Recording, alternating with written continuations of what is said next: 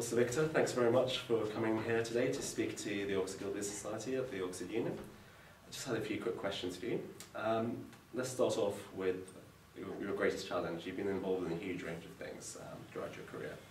What do you feel, if you could say there was one greatest challenge, what would it have been? I think the greatest challenge has to have been the decisions that had to be made in the middle of the banking crisis in 2008, where the board of Lloyds, which I chaired, had some big calls to make, and they were done in discussion with and in conjunction with government and regulators who were very concerned about impending disaster. Yeah. And what's been the best piece of advice you've ever been given?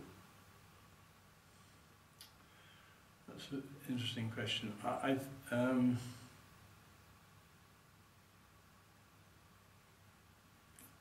I think the best piece of advice I've ever been given, and you laugh at this, was before I came up to this university, my father read me the speech that Polonius gave to his son Laertes in Hamlet, where he talks about don't be a borrower, don't be a lender, take friends and clasp them to you, don't make friends easily, and the speech goes on with a bunch of advice like that. And I took it all pretty seriously, and it was very good advice. I'm not sure I always heeded it, but it was good advice. Yeah. And if you could do it all again, what were the main things you'd do differently? Oh, very little. I mean, I've just been very lucky to have a career that's gone through kind of 4 iterations, which means I've had lots of interesting people I've met, lots of interesting challenges, some big ones. A lot of things, if I look back on them and think, did I do them right, would I have made different decisions?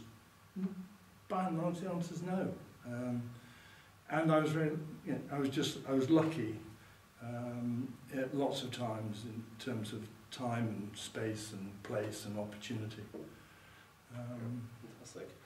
And you started off in the world of corporate law. What made you want to move to the financial world? Well, I've been doing it for 17 years, and somebody came along and said, would you like to head the corporate finance department of an investment bank that was on the move up and was growing? And it just seemed like the only opportunity that I'd ever get. I mean, it's not easy for lawyers to move from the profession to other things.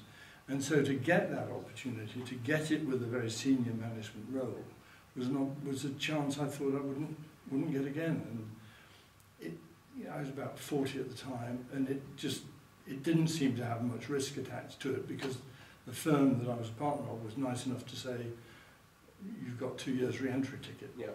So, why wouldn't you try something different? But I just thought I'd regret it deeply if I didn't try to do something else. And speaking of which, you've been involved in a huge number of very high-profile organisations. What were the, I guess it's a hard question to answer, but what do you feel were the largest differences, I could say, between Clifford-Turner and Charterhouse or RBS or Lloyds Banking Group? Gosh, I mean, the differences are massive. I mean, but just to pick a couple of examples, being part of a newspaper group was immense fun because of the people who came in and the atmosphere and the creativity of the journalists.